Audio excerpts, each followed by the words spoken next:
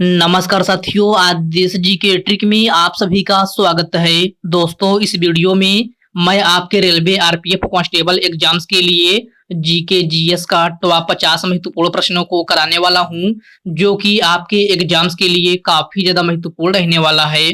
तो साथियों, इस वीडियो को आप बड़ी ही ध्यानपूर्वक एंड तक जरूर देखिएगा।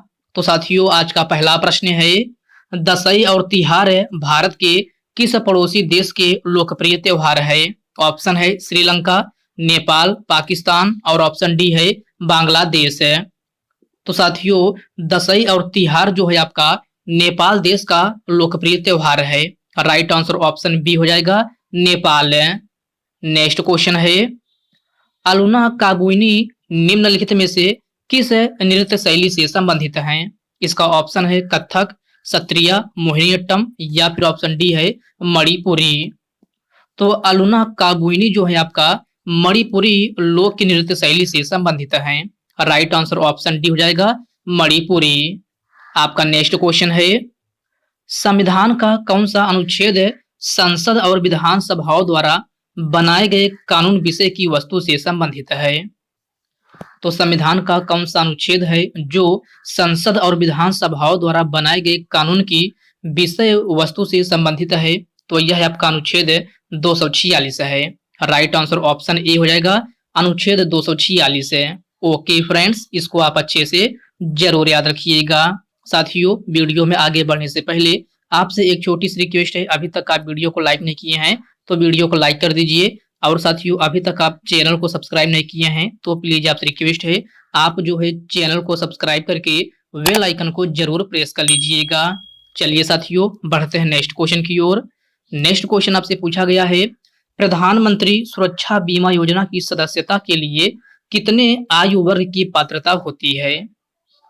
तो प्रधानमंत्री सुरक्षा बीमा योजना की सदस्यता के लिए 18 से 70 वर्ष आयु की पात्रता होती है।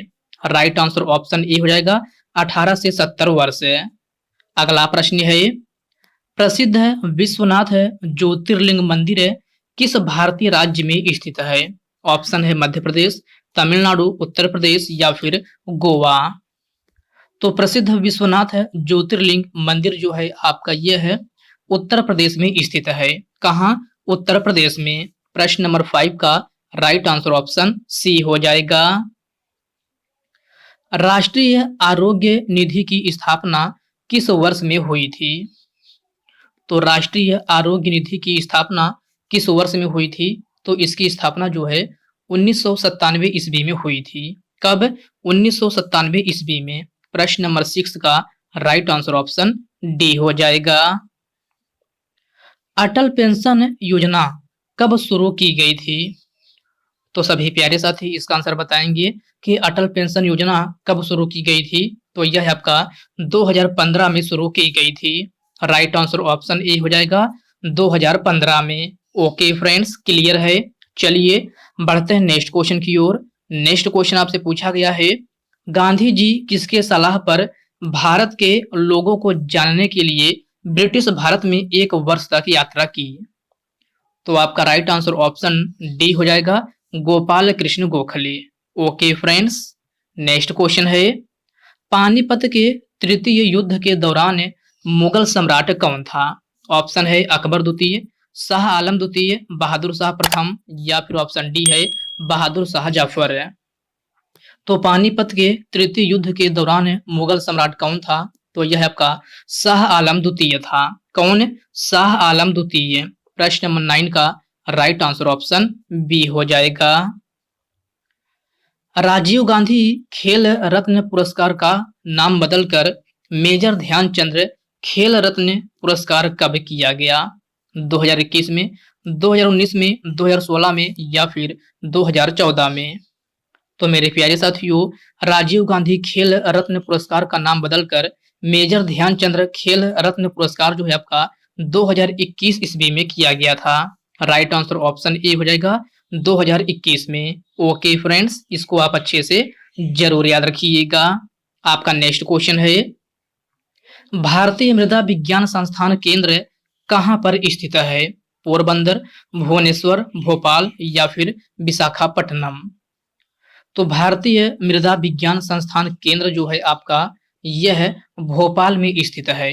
कहाँ? भोपाल में। प्रश्न नंबर 11 का राइट आंसर ऑप्शन सी बन जाएगा। निम्नलिखित में से कौन सी भारत की राष्ट्रीय नृत्य अकादमी है? तो सभी प्यारे साथी इसका आंसर बताएंगे कि निम्नलिखित में से कौन सी भारत की राष्ट्रीय नृत्य अकादमी है? तो यह आपका संगीत नाटक अकादमी है। राइट आंसर ऑप्शन सी हो जाएगा, संगीत नाटक अकादमी। अगला प्रश्न है, महाकाव्य पद्मावत के लेखक कौन है? तो आपको बताना है कि महाकाव्य पद्मावत के लेखक कौन है। तो यह आपका मलिक मोहम्मद जायसी हैं। कौन? मलिक मोहम्मद जायसी। प्रश्न नंबर 13 का राइट आंसर ऑप्शन बी हो जाएगा। खेलो इंडिया शीतकालीन खेलों की शुरुआत किस वर्ष में हुई थी? तो इस क्वेश्चन में आपसे पूछा जा रहा है कि खेलो इंडिया शीतकालीन खेलों की शुरुआत किस वर्ष हुई थी? 2022 में, 2018 में, 2019 या फिर 2020 में? तो आपका राइट आंसर ऑप्शन डी हो जाएगा, 2020 में। खेलो इंडिया शीतकालीन खेलों की शुरुआत जो है आपका 2020 ईस्वी में हुई थी। तो प्रश्न नंबर 14 का राइट आंसर ऑप्शन डी बन जाएगा। पुरुष कबड्डी कोर्ट की लंबाई कितनी होती है? तो इसमें आपसे पूछा जा रहा है कि पुरुष कबड्डी कोर्ट की लंबाई कितनी होती है? तो यह आपका 13 मीटर होती है। राइट आंसर ऑप्शन ए हो जाएगा, 13 मीटर। निम्नलिखित में से कौन सा खिलाड़ी टेबल टेनिस से संबंधित है? तो सभी प्यारे साथी इसका आंसर बताएंगे कि निम्नलिखित में से कौन सा खिलाड़ी टेबल टेनिस से संबंधित है। तो यह आपका कौन है? तो मनिका बत्रा हैं। राइट आंसर ऑप्शन सी हो जाएगा, मनिका बत्रा। मनिका बत्रा का संबंध जो है आपका टेबल टेनिस से है। तो प्रश्न नंबर 16 का राइट आंसर ऑप्शन सी बन जाएगा। गंगा सागर मेला किस राज्य में हुगली नदी की मुहाने पर आयोजित किया जाता है? ऑप्शन है त्रिपुरा, पश्चिम बंगाल, ओडिशा या फिर असम में। तो गंगा सागर मेला किस राज्य में हुगली नदी के मुहाने पर आयोजित किया जाता है? तो आपका राइट आंसर ऑप्शन बी हो जाएगा, पश्चिम बंगाल। राइट आंसर क्या होगा? पश्चिम बंगाल आपका हो जाएगा। अगला प्रश्न है, निम्नलिखित में से कौन सा शब्द बिलियर्ड से संबंधित है? तो क्वेश्चन को ध्यान से पढ़िएगा। इसमें आपसे पूछा जा रहा है कि निम्नलिखित में से कौन सा शब्द बिलियर्ड से संबंधित है? तो यह आपका कैनन है। प्रश्न नंबर 18 का राइट आंसर ऑप्शन ए हो जाएगा। निम्न में से कौन सा सागरीय राष्ट्रीय उद्यान है? तो निम्न में से कौन सा सागरीय राष्ट्रीय उद्यान है? तो यह आपका मन्नार की खाड़ी है। राइट आंसर ऑप्शन ए हो जाएगा, मन्नार की खाड़ी। ओके फ्रेंड्स, क्लियर है। चलिए बढ़ते हैं नेक्स्ट क्वेश्चन की ओर। नेक्स्ट क्वेश्चन आपसे पूछा गया है, वर्ष 2019 के उपलब्ध आंकड़ों के अनुसार भारत में कुल कितने राष्ट्रीय उद्यान हैं? तो क्वेश्चन को ध्यान से पढ़िएगा। इसमें आपसे 2019 के उपलब्ध आंकड़ों के अनुसार पूछ रहा है कि वर्ष 2019 के उपलब्ध आंकड़ों के अनुसार भारत में कुल कितने राष्ट्रीय उद्यान हैं? तो आपका राइट आंसर ऑप्शन डी हो जाएगा, 104 है।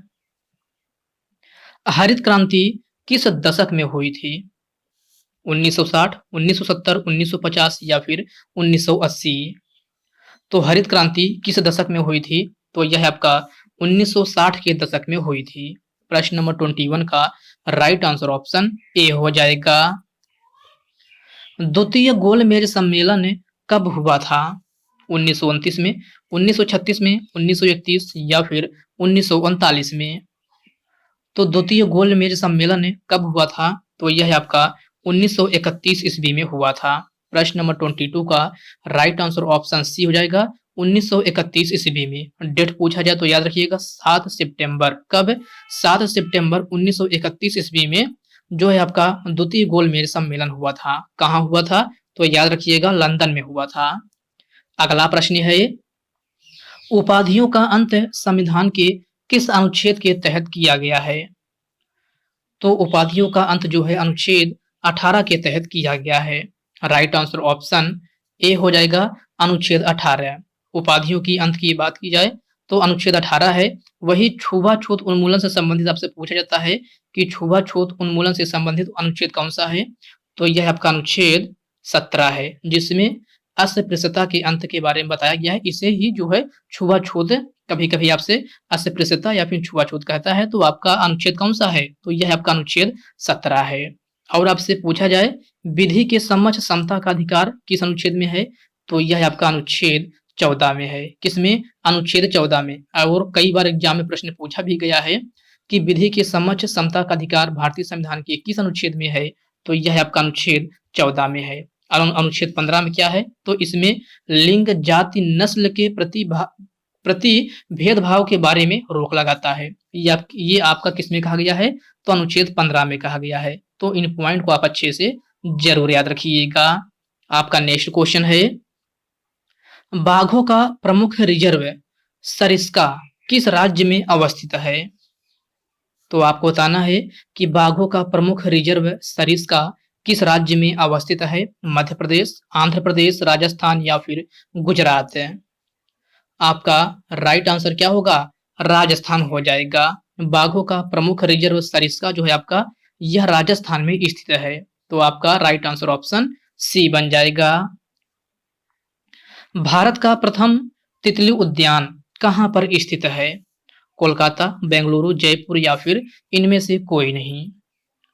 तो भारत का प्रथम तितली उद्यान कहां पर स्थित है, तो यह आपका बेंगलुरु में स्थित है। राइट आंसर ऑप्शन बी हो जाएगा, बेंगलुरु। ओके फ्रेंड्स, इसको आप अच्छे से जरूर याद रखिएगा। आपका नेक्स्ट क्वेश्चन है, भारत में चांदी की उपलब्धता के प्राचीनतम साक्ष्य मिलते हैं, तो आपको बताना है भारत में चांदी की उपलब्धता के प्राचीनतम साक्ष्य कहां से मिलते हैं। तो आपका राइट आंसर ऑप्शन सी हो जाएगा, हड़प्पा संस्कृति में। आपका नेक्स्ट क्वेश्चन है, मांडा किस नदी के किनारे पर स्थित था, तो आपका राइट आंसर ऑप्शन डी हो जाएगा, चेनाब नदी। ओके फ्रेंड्स, क्लियर है। चलिए बढ़ते हैं नेक्स्ट क्वेश्चन की ओर। नेक्स्ट क्वेश्चन आपसे पूछा गया है, हड़प्पा कालीन स्थल रोपड़ जो कि आपका कहाँ है, पंजाब में है, किस नदी के किनारे स्थित था, तो आपका राइट आंसर ऑप्शन ए हो जाएगा, सतलज नदी। राइट आंसर क्या हो जाएगा, ए हो जाएगा। हड़प्पा में एक उन्नत जल प्रबंधन प्रणाली का पता चलता है, तो सिंपली इस क्वेश्चन में आपसे पूछा जा रहा है कि हड़प्पा में एक उन्नत जल प्रबंधन प्रणाली का पता कहाँ चलता है, तो आपका राइट आंसर ऑप्शन डी हो जाएगा, धौलावीरा में। ओके फ्रेंड्स, नेक्स्ट क्वेश्चन है, निम्न में से कौन मोहनजोदड़ो की सबसे बड़ी इमारत मानी जाती है, तो मोहनजोदड़ो की सबसे बड़ी इमारत कौन सी मानी जाती है, तो साथियों यह आपका कौन सा है, तो विशाल स्नानागार है। राइट आंसर ऑप्शन बी हो जाएगा। जनगणना 2011 के अनुसार सबसे कम महिलाओं की साक्षरता दर किस राज्य की है, बिहार, केरल, गुजरात या फिर मध्य प्रदेश है। तो जनगणना 2011 के अनुसार सबसे कम महिलाओं की साक्षरता दर जो है आपका बिहार राज्य की है। राइट आंसर ऑप्शन ए हो जाएगा, बिहार राज्य की। और सर्वाधिक पूछा जाए कि सर्वाधिक किस राज्य की है, तो सर्वाधिक की बात की जाए तो केरल राज्य में है, और सबसे कम कहाँ है, तो बिहार में है। यही आपसे क्वेश्चन में पूछा गया है, तो आपका राइट आंसर ऑप्शन ए हो जाएगा। भारत राज्यों का संघ है, यह भारतीय संविधान के किस अनुच्छेद में है, तो भारत राज्यों का संघ है, यह आपका भारतीय संविधान के अनुच्छेद 1 में कहा गया है। राइट आंसर ऑप्शन सी हो जाएगा, अनुच्छेद 1। छठ पूजा में किस देवता की पूजा की जाती है, ऑप्शन है आद्य शिव, सूर्य देवता, विष्णु भगवान या फिर देवी दुर्गा। तो छठ पूजा में जो है आपका सूर्य देवता की पूजा की जाती है।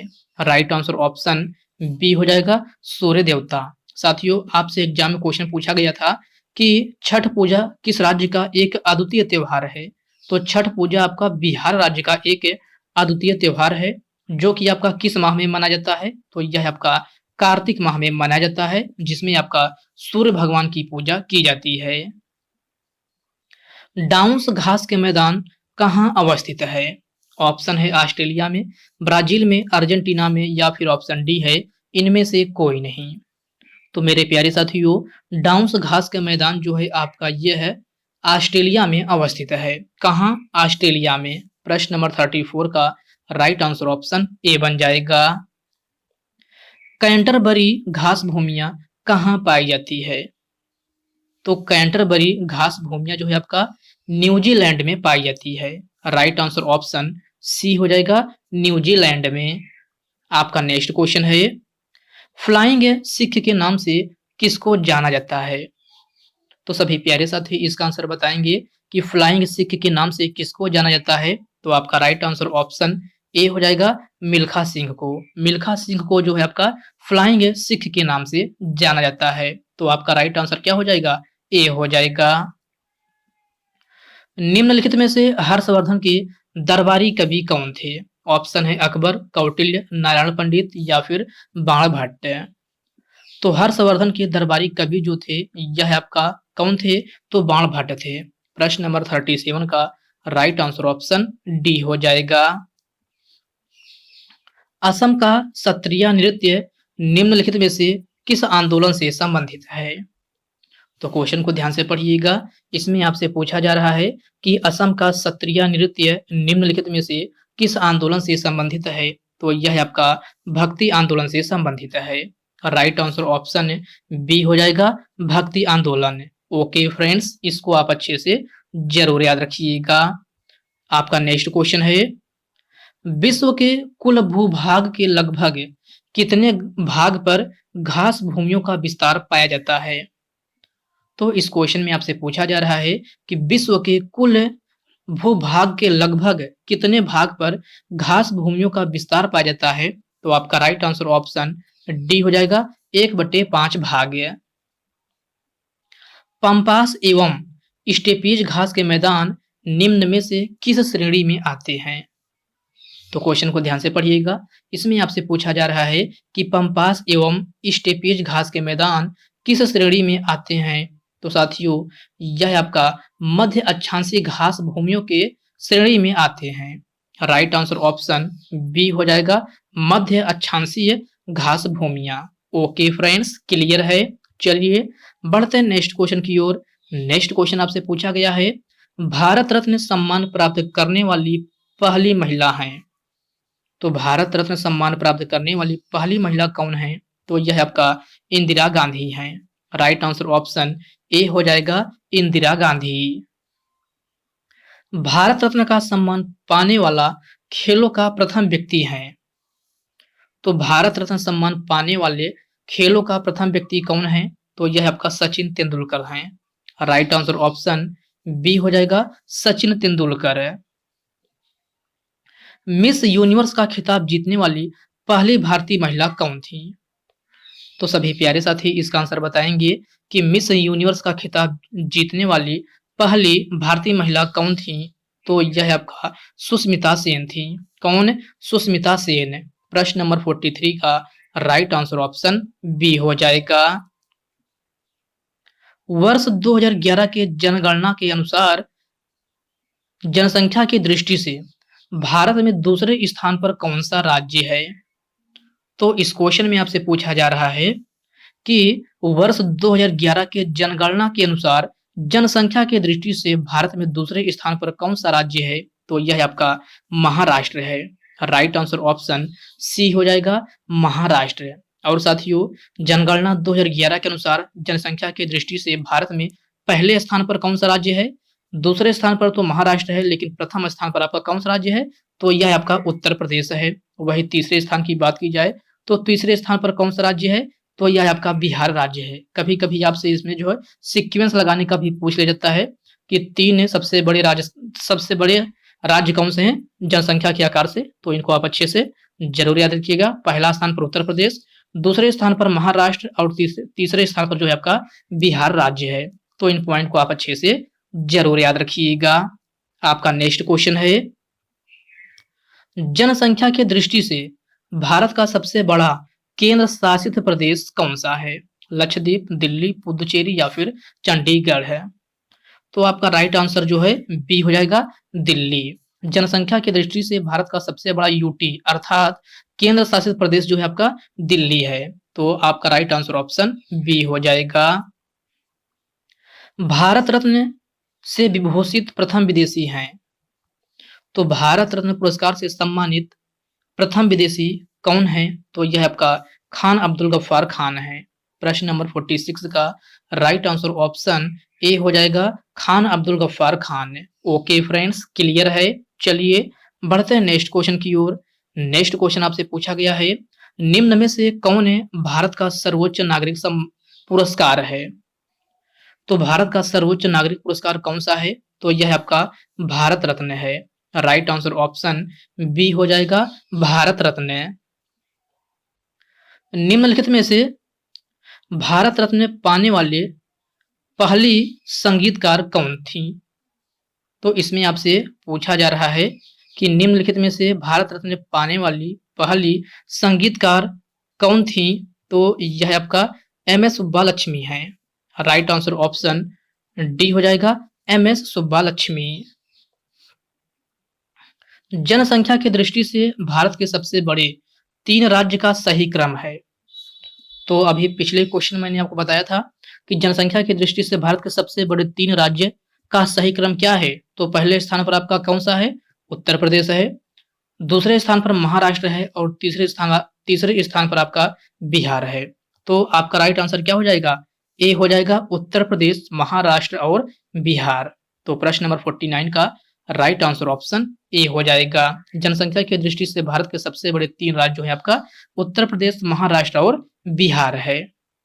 अगला प्रश्न है, जनसंख्या की दृष्टि से भारत के 3 सबसे छोटे राज्यों का सही क्रम है। तो आपको बताना है कि जनसंख्या की दृष्टि से भारत के 3 सबसे छोटे राज्यों का सही क्रम क्या है? तो यह आपका सिक्किम, मिजोरम और अरुणाचल प्रदेश है। राइट आंसर ऑप्शन सी हो जाएगा, सिक्किम, मिजोरम और अरुणाचल प्रदेश है। तो इसको आप अच्छे से जरूर ध्यान में रखिएगा। आपका नेक्स्ट क्वेश्चन है, अधिकतम जैव विविधता किस जलवायु में पाई जाती है?